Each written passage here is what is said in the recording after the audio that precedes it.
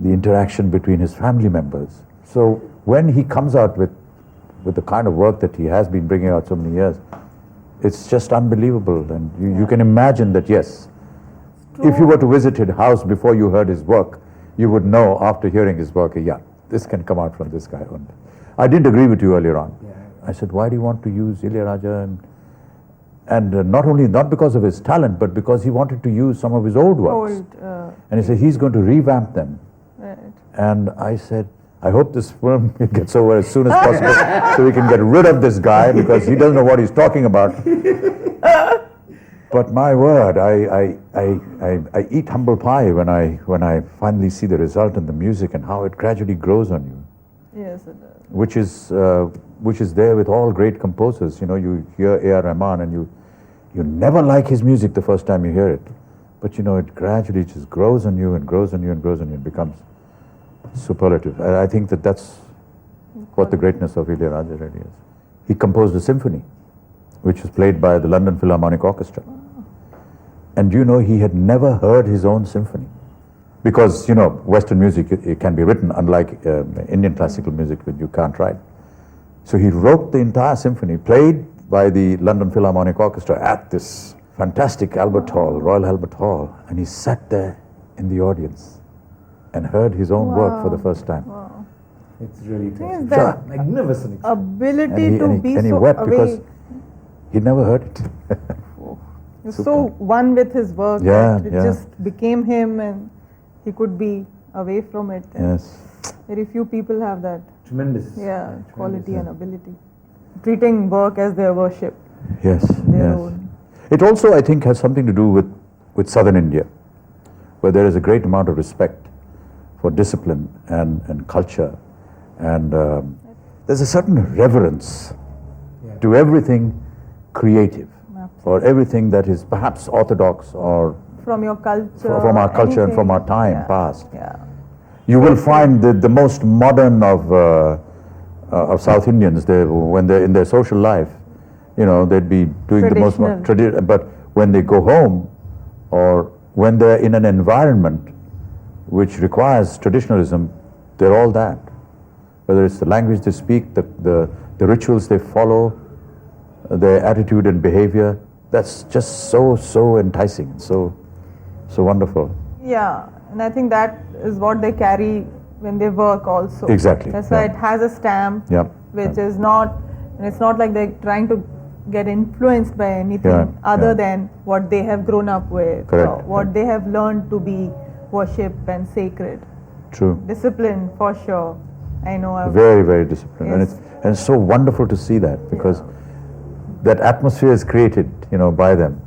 And it's such a joy to be in that atmosphere. Just look at the way how she's listening to me now, you know, the expression, the look on her face. It's so believable. No, seriously, I'm telling you.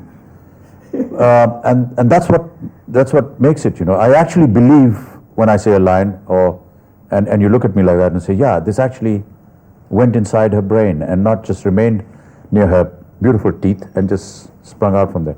That, I think, is really the quality which is ideal for any two artists.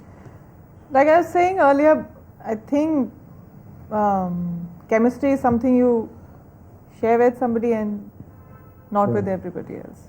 I don't like this word chemistry. It's so often used, and I don't even know whether that's a right expression to describe a situation like this. It's very plastic. I would rather go with, you know, that you're actually able to understand what I'm saying, as opposed to looking at it superficially like a film or an enactment that we're doing. So when you will nod your head or you will say something, I feel one with you, you know what I mean? Javed Saab, who's written some of the most finest works,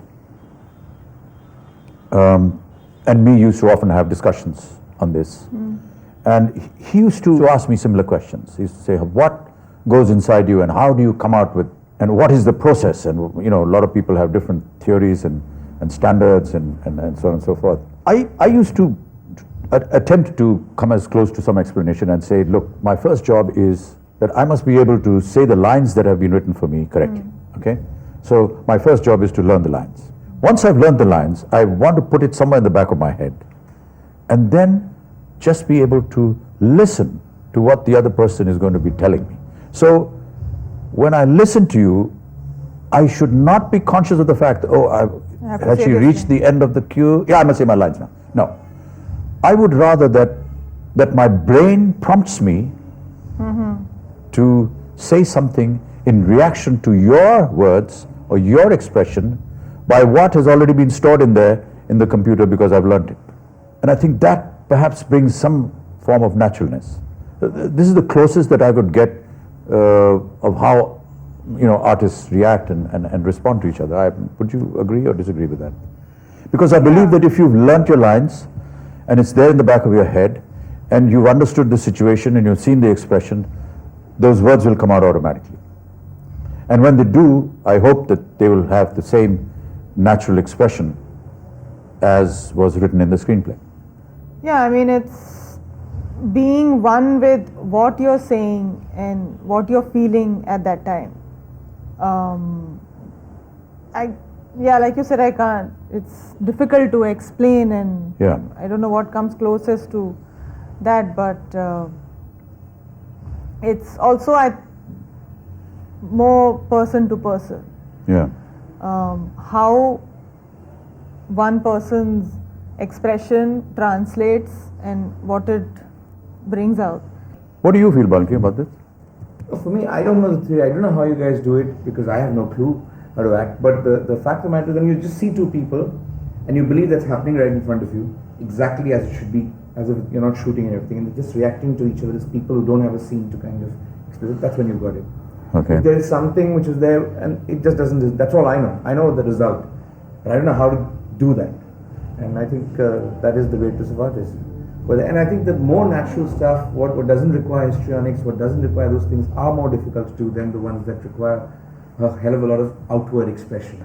Yeah. A lot of things which just don't require anything. Maybe it's tougher to pull off really, really candidly. It's, as I said, some simple things are sometimes very difficult because you're so programmed. Caught up in And doing trained it in in- a certain way. Yeah. I remember him it doing a takes- scene. I remember that there was that hypothalamus scene in the car. Yeah. Yeah. And you're just saying some rubbish about the hypothalamus. Yeah. And to say rubbish is a very difficult thing to do because Convincing. you're trying to tell yourself, you're talking rubbish, but you're trying to say something so that you don't want to answer the person, you don't want to answer the question the person's asked. So you're trying to say a full paragraph of rubbish with complete conviction as if it's coming from your mouth, just like that. It's amazing. It's not delivering a dialogue. It's something else.